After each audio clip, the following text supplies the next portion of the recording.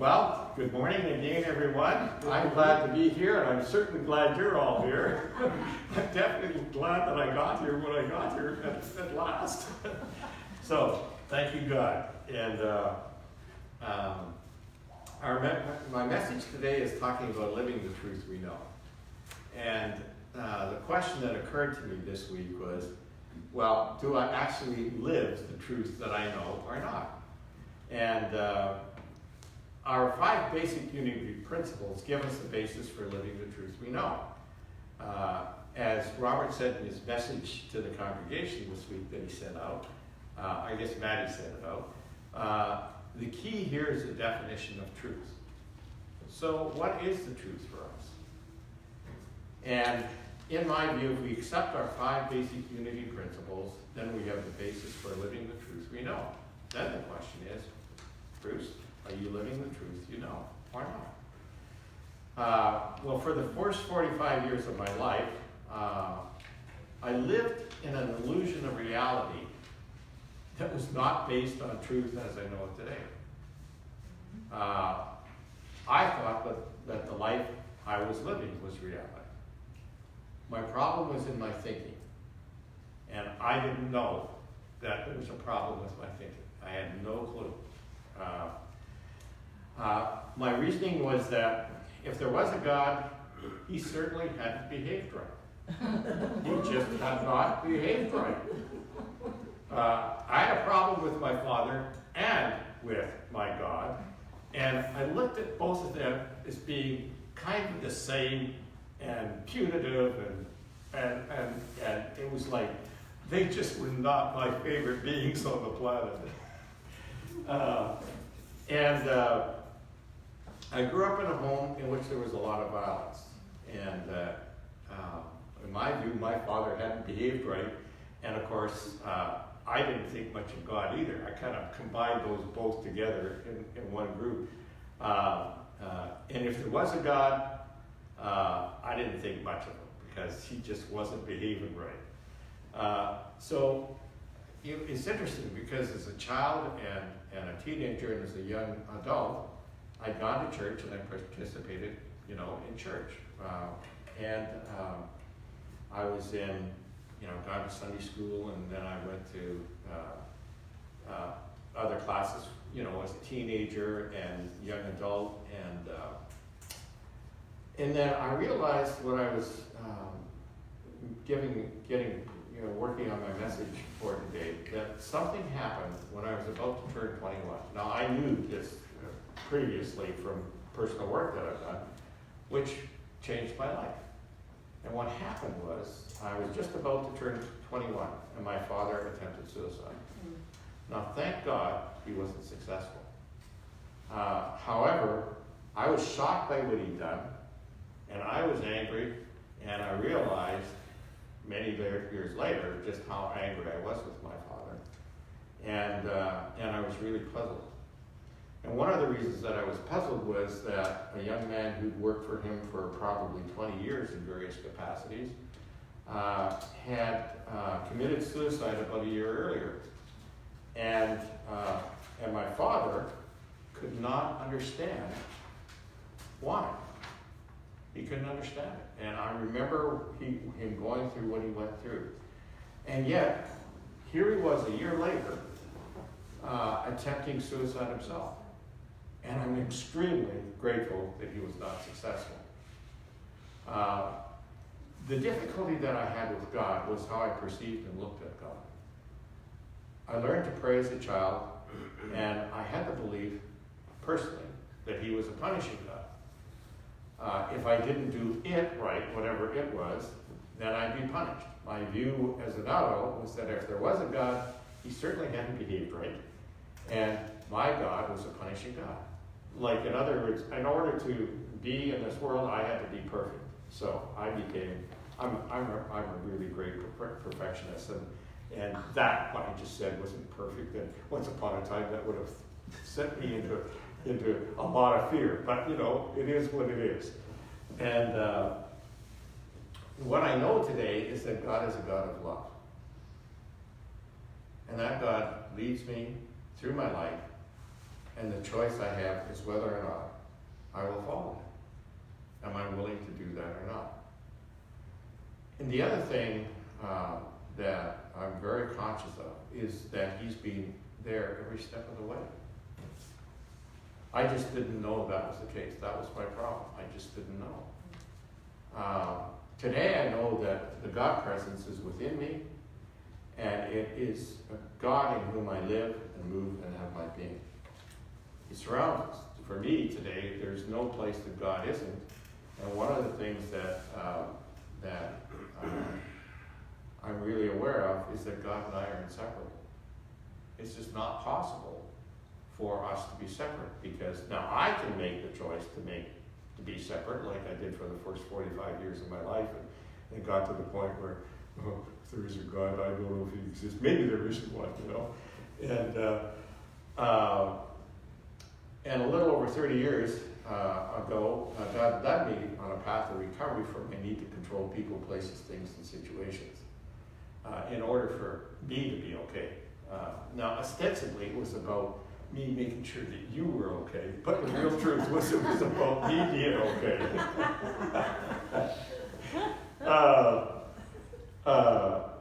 As a result of that experience, which continues to this day, I have let go of a lot of old ideas and addictions, and I'm truly, truly grateful for that. So today I have a God of love who is my best friend. And I just was reminded of something that the deaconess of our church said when I was like 16 or something about becoming a minister. And I was so angry with her that day. And I didn't realize until many years later that after I got into recovery that the problem was that it was me taking care of people, places, things, and situations one more, like somehow I was going to do that. Now that's not what the woman said, you know. It isn't what she said. So today, this God that I didn't think much of is my best friend, and I talk with that, my friend, as I go through my day. I talk with God when I wake up in the morning, and I ask questions, and I get answers. And one of the things I'm really grateful for is my intuition. Which is one of my favorite channels by which I receive communications from God. For decades, I didn't trust my intuition. And as one of my spiritual advisors has said, it's usually always right. Like, I can't remember a time when it wasn't right. The only question was whether I trusted that or not. In some cases I did, some cases I didn't, and it cost me a ton of money. But you know what? Money is replaceable. And one of the things that I've learned is to check my intuitions with my spiritual advisors. And I do that today. Now, I grew up in Canada, and in the Prairie provinces, in Saskatchewan and Alberta. I was born in Manitoba. And then I wound up moving to the United States of America from Swan Hills, Alberta, which is north of Edmonton. It's kind of in the center of the province. And I took a job as the operations manager of the world's largest hazardous waste incinerator, located on Highway 73, just west of Port Arthur, Texas, not far from the Gulf Coast. And I began working there on September the 28th of 1992. And it was so interesting. My brothers all didn't want me to move to the Gulf Coast because of hurricanes and stuff like that. Well, here I am, you know, I'm still here. And I lived in Beaumont, and I came to Unity through my second wife, who I met after I moved to Beaumont. Rebecca was in a recovery program which I started attending in November of 1992, and she attended the Unity Church of Beaumont. My intuition led me to go to services with her, and I made Unity a part of my life. We married in March of 1994.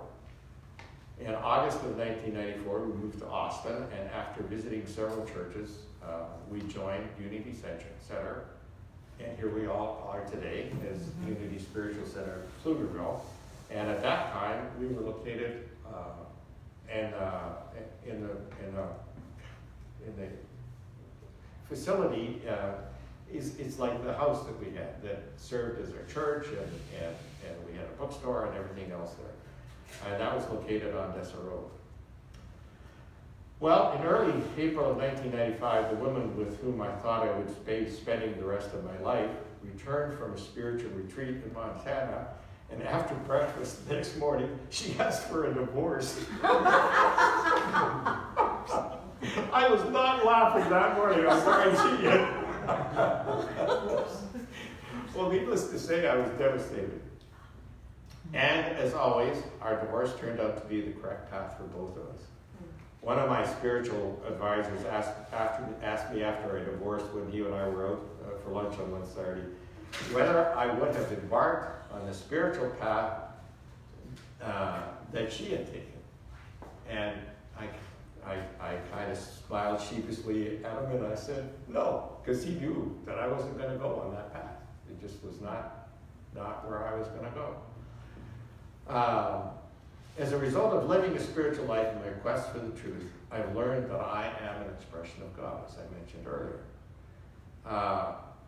Divinity or source, as Robert said in his message this week. And Robert asked, whether this was going to stimulate the conversation for me, and his message certainly did. And I'm very, very grateful for that. I know today that the experiences that I have in the world are the result of my thinking and my subsequent choices. Witness what you all experienced with me this morning, but I didn't get here till, 10 minutes late or something, which was actually about 40 minutes later than I actually should have been here. So I've learned that I'm responsible for my life and what I create in my life. Now, once upon a time, I thought it was other people that were responsible for that. And oh my God, I tried so hard, and look what happened. It was just awful. And I'm grateful today that my beliefs have changed as a result of living spiritual principles. I also know that as I continue on my spiritual journey, that as Robert said in his message, there is a perfect pattern of peace, joy, abundance, health, and all the beneficial things that we are looking for that is deep within us, that is waiting for us to wake up its reality. And then he talks about the fact that this reality is the Christ or Christ mind, which is alive within us. As another great spiritual book states, we found the great reality deep down within us. In the last analysis, it is only there that he may be found. It was so with us. And that's what I found to be true with me. And it's one of the reasons that I love being with our group here, because there's so many of us that have found that great reality deep down within us. So the question then becomes, well, how do I live the truth I know? Am I conscious and aware in my actions? Do I trust and rely on God? Or do I trust and rely on my old ways of thinking? I've discovered that to live our unity principles, I need to be conscious and aware, for without these states of being, my thinking will not change. And if my thinking doesn't change, my behaviors won't change, and I'll continue to live the old truth, which was the truth of my thinking and not the truth of God. As Robert said in his message, God's language is love. The questions then become, am I willing to wake up the Christ mind of myself? Am I willing to do that or not? Am I reconditioning the beliefs that I was raised with? Or am I going to continue to live out of those beliefs, which I did for the first 45 years of my life? Am I living in love? Am I willing to practice living in love? Am I expressing love to everyone and everything that appears in my life? And when I got to recovery in 1988, I was a very angry man. And, I am not an angry man anymore. And one of the reasons for that is practicing the principles that we have here in unity. Because that last that last statement, am I expressing love to everything and everyone that appears in my life, is important to me today. If I'm not doing that, what am I creating? I'm creating more chaos and creating more of the stuff that I was going to use so it's the crap that I used to generate. And doing harm to people, which then led me to have to make amends to a lot of people because I had treated some people very poorly in my life. And self-righteously, my God, thank you for saving me from the, that I was right and that they were wrong, and if they just all behaved the way I wanted, then I'd be okay. As Robert said in his message, this takes practice and a reconditioning of the beliefs we were raised with, which has certainly been true for me. The questions for each of us then become, am I willing to integrate the ideas of affirmative prayer and meditation into my daily life? Am I willing to continue these practices? Am I willing to minimize negative input either from others or myself? Am I associating with like-minded people on a spiritual path until I am strong enough emotionally to neutralize and counteract the negative energy of the world we live in? In other words, am I willing to live in peace, love, joy, and take and experience the love that other people have in the world and for me? So our first congregational song today, my dedication, ask the following of God. Well, it says, here I am, Lord, use me. Guide me. Fill me. Take me. Lead me by your will. Now the question for me is, am I really willing to do that today? Because if I'm not, then am I living according to the will of God that I profess that I am going to do today? The question then becomes is, Lord, am I ready to follow, to serve you, to love you, to be you in this world? Am I ready to let thy will be done through me this day? Do I answer when you call? Am I open? Do I listen? If so, this is another really good one for me. Do I actually hear you? Do I feel you move in me? Do I come closer to you, God? Am I humbled? Am I surrendered? And thank you so much for that message that you gave us last week, Terry, on surrender, because without it, I wouldn't be here with all of you today. I'm not sure that I'd actually be alive today if I hadn't reached that point where I was willing to surrender and to follow the dictates of that power that's so infinitely greater than I am. Do I come when you call? If I'm not ready, then what do I need to be in order for thy will to be done through me? What do I need to surrender? And because if I'm not willing to surrender my old ideas, I'm going to create more of the old havoc that I used to create in my life. What do I need to be? And out of that being, because it's out of my being that comes the doing that I have in my life, what do I need to be and do to allow your will to be done through me this day?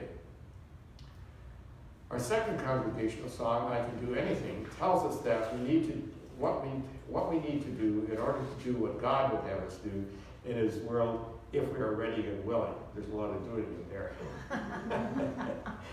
If we need help, we are each invited to get involved with our community.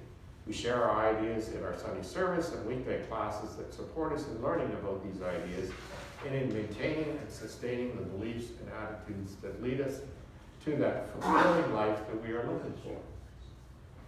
May each of us move through every day of our lives, and in particular this day, for this day and this moment is all that we have, in accord with your will for us, using our 5 basic unity principles.